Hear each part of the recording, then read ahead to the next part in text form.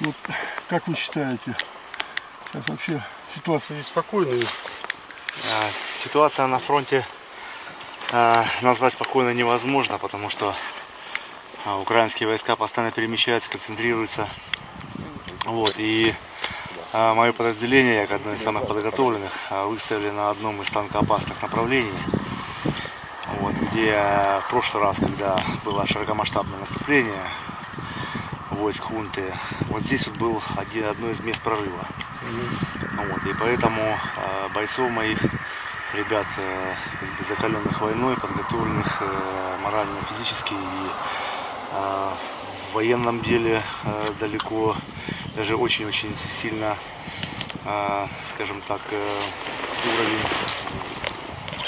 повышен, поэтому в предыдущих боях. Поэтому именно сюда и выбрали, поставили. То есть здесь укрепление. Тут, я смотрю, у вас тут хорошо сделано, все массивно, все с умом. Ну, естественно, у меня есть и военные специалисты, и специалисты по фортификациям, поэтому значит, вот эти все укрепления были созданы, душа вложена была нашими ребятами здесь. Естественно, для того, чтобы сохранить жизнь и здоровье наших бойцов, нужны серьезные хорошие укрепления. И это была первоочередная задача, когда мы сюда пришли на эти позиции, именно создать, скажем так, непроходимый рубеж и для врагов, и надежная защита для наших воинов. Вы знаете, я уже здесь второй раз снимаю. Ну вот я вот там подальше снимал, тоже ребят в окопчике. Ну вот, но я не ожидал, что здесь укрепление. Я просто не видел его. Вот мы сейчас подъехали с вами, я просто даже и не видел его. Ну, вот видите, в том-то все и состоит искусство ведения войны, в том, чтобы для врага это было неожиданностью такого рода укрепления серьезные, которые, скажем так, в нужный момент, в час Ч, будут большой неожиданностью, я надеюсь, последней для наших врагов. Ну ясно. Ну а так здесь вообще все тихо, да? Пока тихо. Но это просто мы находимся на некотором удалении, естественно, от вражеских позиций, естественно, и сейчас по соглашению о временном прекращении огня запрещено, скажем так, тяжелую технику, артиллерию, там, систему залпового огня подводить на определенное расстояние. Поэтому мы, естественно, честно соблюдая эти правила, здесь имеем то, что имеем на данный момент. Вот. Но, тем не менее, пусть не надеются вражеские, скажем так, генералы. Вот. Если нужно будет, то в кратчайшие сроки будет доставлено все сюда, чтобы достойно встретить любого. Да нет, я смотрю, тут, в общем-то, и танки можно подавить, тут хорошо укреплено. Так что я, вот тут вообще открытое поле, здесь их можно сжечь тут пачками просто. Да, именно на это мы и рассчитываем.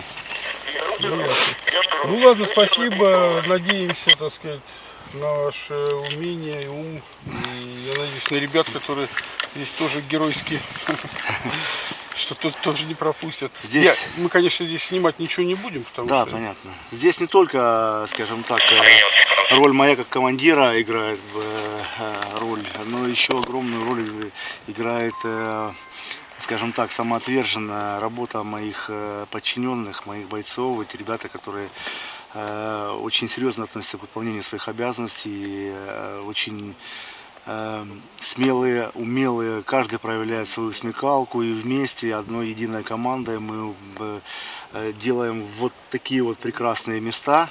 Вот с военной точки зрения, конечно, вот, и, к сожалению, мы вынуждены это делать. Но, тем не менее, ребята у меня лучшие, я никогда не стеснялся об этом говорить, я всегда их хвалю, они этого заслуживают.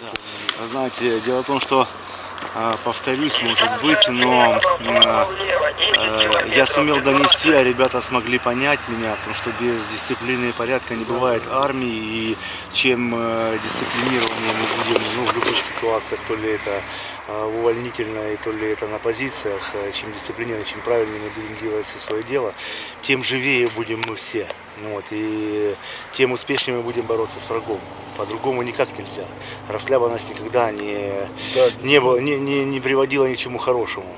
Дисциплина железная должна быть, да. И вот я не то, что вам там дифирамбы пою, это Я просто делаю выводы, я говорю, вот я езжу, и вот вчера вот мне в голову пришло, я посмотрел там, то есть, я не знаю, там достаточно 10 человек, и всех там покрошат, вот, это все. Дисциплины нет, понимаете? Да, и знаете что, дело в том, что очень хорошо, что мы, вот, основной из принцип в взаимоотношении у меня в подразделении, это именно взаимопонимание между командирами и подчиненными. Вот. Люди разного возраста, разного социального статуса, разного уровня образования, но все люди, все мои бойцы, вот, тем и, наверное, отличаются в лучшую сторону, скажем так, вот они от некоторых подразделений, в которых еще не совсем все на высоте, тем они выгодно отличаются, тем, что все прекрасно это понимают, и мы как бы, ну, находим общий язык абсолютный. Вот. Взаимное уважение все-таки не палочная дисциплина, скажем так, да, и не солдатская, солдафонская это муштра, а вот именно принцип полного взаимного уважения и взаимопонимания, это играет основополагающую роль. Я думаю, по крайней мере, у меня в моем подразделении именно так. На взаимном доверии, на взаимном уважении основывается это вот несколько таких краеугольных камней, на которых держится вот, и порядок, в том числе в моем подразделении. Все, спасибо вам за то, что вы меня пригласили сюда.